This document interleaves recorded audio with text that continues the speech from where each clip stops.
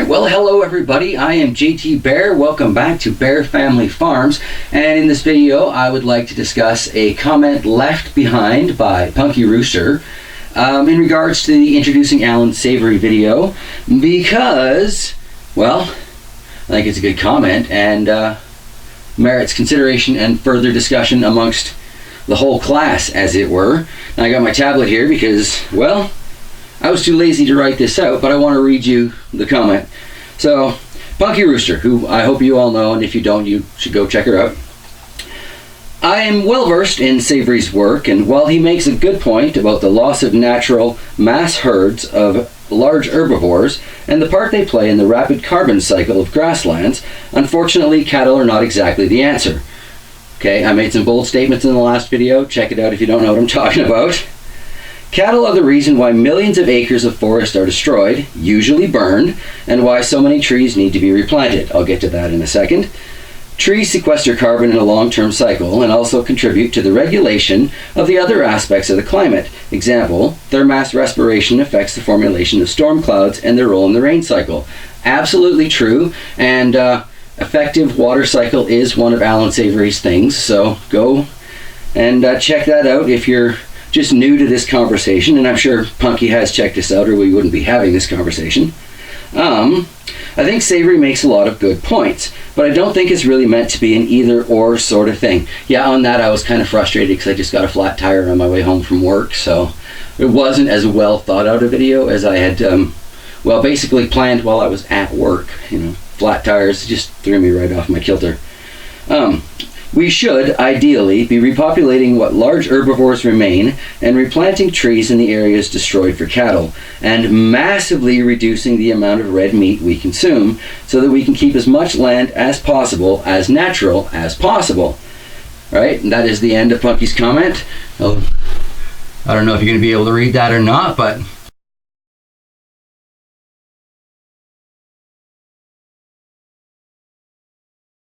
absolutely brilliant. Absolutely love the comment. Thank you very much, Punky. And there are a few points that I want to address in regards to that for today's trees versus cattle video that we got. First thing is about cutting down the forests, and like I said, we'll get to that. The long-term carbon, I definitely want to talk about that, and the more natural options, which I think actually we're going to start at the third point because, well, isn't that just me? I make a list and then start it all wonky. But anyway, more natural options. This is a big part of what Allan Savory goes off about, and yeah, it would be absolutely wonderful if we could repopulate these areas with the bison that were out there and all of these wonderful large herbivores that we used to have. But unfortunately, to do that successfully and create the desired effect, we would also need to repopulate those areas with wolves and the predators that kept those bison on the move. It's not just a food cycle, there's a predation cycle that used to keep them going as well. It's what kept them bunching, it's what kept them munching, it's what kept them moving.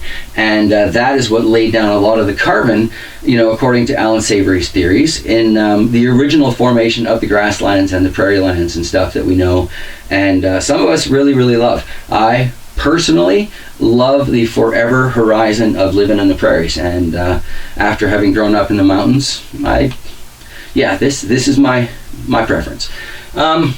So more natural options would be fabulous because, yeah, who doesn't want a more natural solution, right? Obviously that's what Mother needs, but because cities have grown up into places that used to be these wild grasslands and prairies, we can't, unfortunately, we just can't allow millions and millions of bison to roam through St. Louis. I'm pretty sure that would disrupt traffic, and there are a lot of other cities that would be suffering a very similar fate. And again, because we need those wolves, that's going to make a lot of people really unhappy because they don't necessarily understand the fullness of the natural cycle and just everything that is involved in that. And it will take more than just the bison in North America's case to make that happen.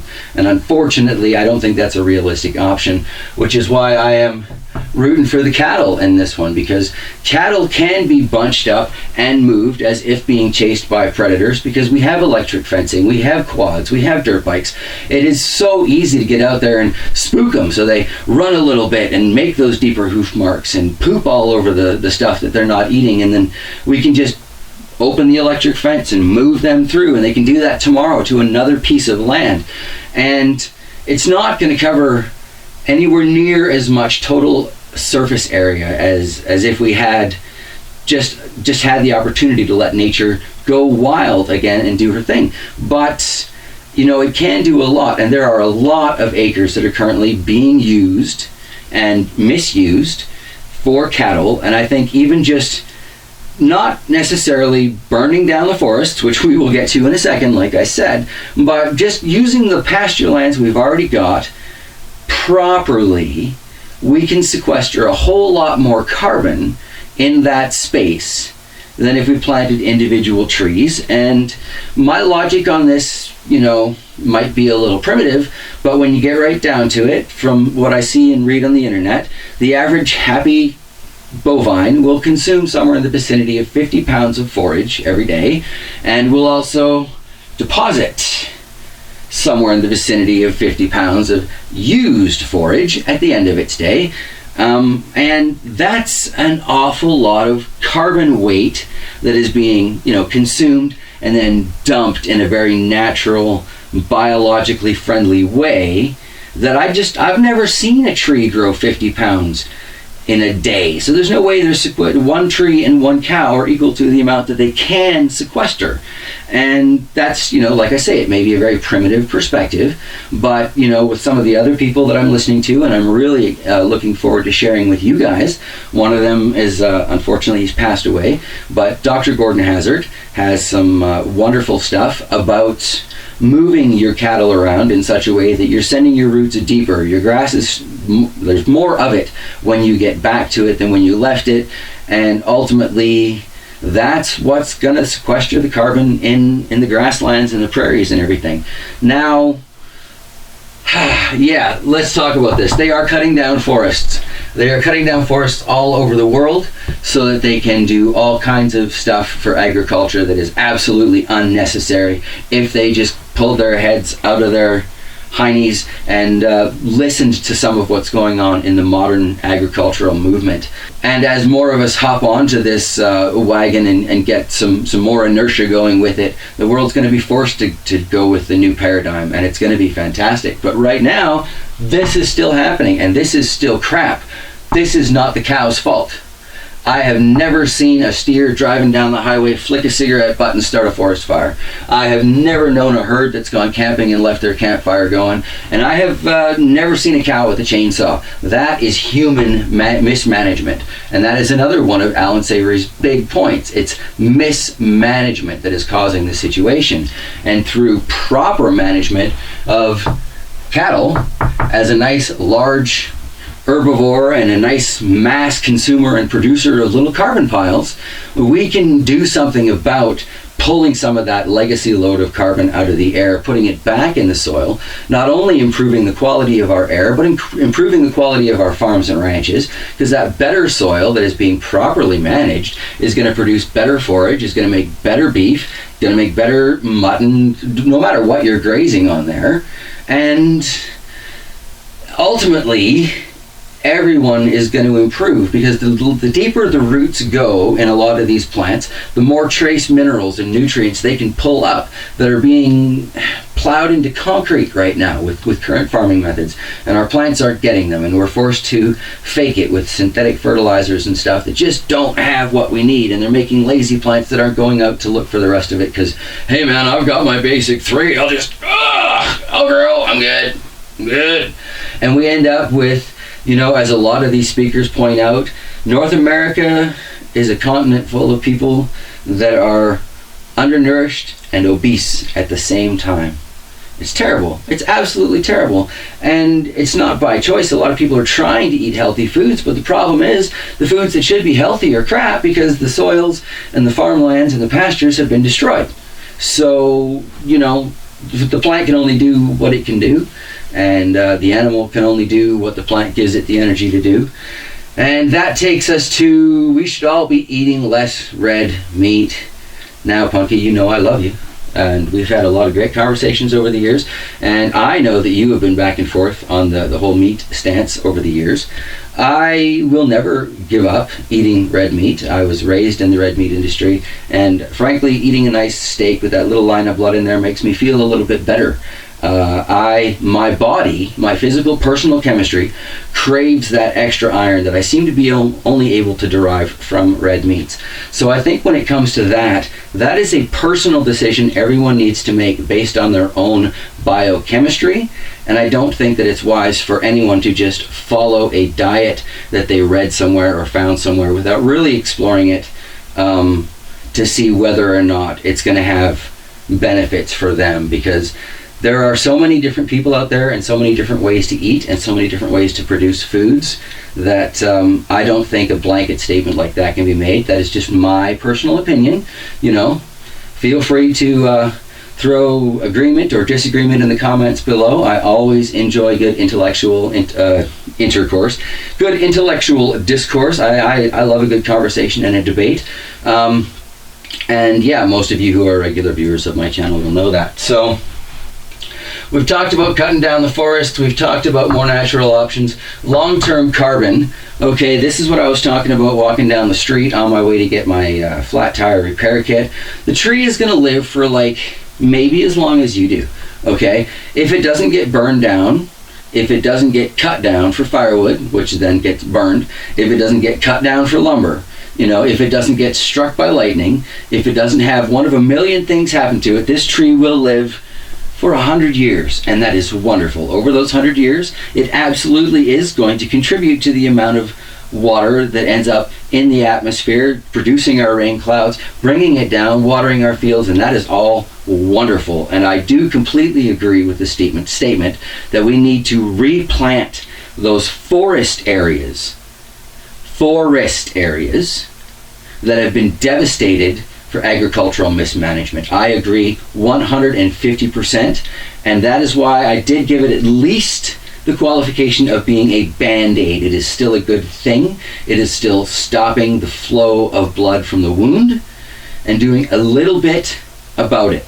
But 2 million trees is nothing compared to what gets cut down almost every day. It doesn't take a lot of days worth of industrial logging. Those trees are history. So in the grand sum, you know, when you put it all together at the end of the day, even if we were planting 20 million trees, I should say, a day, it's still probably not going to balance out because of that agricultural mismanagement, because of humans that are going out there because they believe the forest floor is what they need to raise their crops, to raise their forage. So they cut those trees down because they think that's nice, rich soil, but it's not. It's a completely different type of soil than you really need to grow most crops, than you really need to grow most pasture land. But somehow agriculture got it in its generalized mindset that was how you do it. That's just right up there with the burning your crop. If it's oh well, it's still standing at the end of 5 years, so whatever, we'll burn it. And I was talking with the gentleman who handles helps to handle the North Field, and they're seriously talking about burning it because they didn't get enough of the straw off it this year. And I'm like, are you kidding? You know how much pollution that is? Okay, like that is absolutely ridiculous. And that's another figure you can get if you go do your Allan Savory homework. But yeah, no, that needs to be better managed. Our grasslands need to be our crop and pasture lands, and yes, our ancestral forest lands need to be repopulated with the appropriate types of trees for those ancestral lands, and we will have a dramatic improvement on our global water cycle. We will have areas like, you would think Manitoba, it's the middle of Canada, right? It should be absolutely beautiful. I've been here 4 years, and in 4 years I've watched all of the local lakes drop more and more and more, but we get plenty of snow, we get plenty of rain. It's ineffective though. It's all rolling off, it's all evaporating up, none of it's staying in the ground, none of it's actually helping to build the carbon in the soil, and none of it's feeding those, well, the microbiology and the mycorrhizal fungi and all the things that a few of these other lecturers are going to go on about. And these are all dots spread out all over the map right now. And part of what I want to do with this playlist is I want to connect the dots. So it's easier for people to see how all of these things work together to form a collective solution instead of I think a lot of people get focused on individual things and various toys, and like I started my YouTube adventure very, very focused on aquaponics, and I was convinced that it was the way to go. But as I've learned more about rebuilding farmland, because I want to be on farmland and pasture land, and the only farmland I can afford is garbage. It's been farmed out. It costs them more to farm it. That's the only reason they're going to sell it for a price that I can pay, right? So I need to be able to rebuild land from the minute I get on there. My practices need to be improving the quality of my soil. I need to be improving the productivity of my land, and I need to be aware that I'm going in there with zero productivity. So I need to be prepared to try new and different things, because I'm not going to go out there and buy a 150 horsepower tractor. I'm not going to go out there and buy a 36-foot header and all of these stupid pieces of equipment. I'm just not going to do it. Not going to do it. And if you stick around with me through the series, enjoy the lectures that and the individuals that I'm suggesting, and come back for the conversation so that we can develop it in detail. I think, like I said in the intro video, we're all going to learn a lot out of this. So Punky, please let me know either in the comments below or post a video reply on your own channel, and definitely let me know about that, because I don't get time to watch as many videos as I'd like to. But yeah, let me know if this has covered your points, or if I have completely missed where you were going with that. And as for everybody else who has stopped and enjoyed the video to this point, thank you so much for sticking around. And yeah, make sure you've got the bell going, your notification bell going, if you want to be kind of involved in this playlist, because I'm going to be doing the introductions on Thursdays, and hopefully coming back the following Wednesday to do our live chat discussion group. And then yeah, the next day, that's the Thursday, and we're going to be introducing somebody new. Like I said previously, I've got over 20 of these individual lecturers that I am just dying to share with you guys, and I want to see if we all kind of come up with the same picture when we put the dots together. So much love. That wraps it up from Bear Family Farms. Have yourselves an absolutely fantastic remainder of the day, and what the hell, have yourselves a wonderful life. At least live the best one you can. I will see you next time.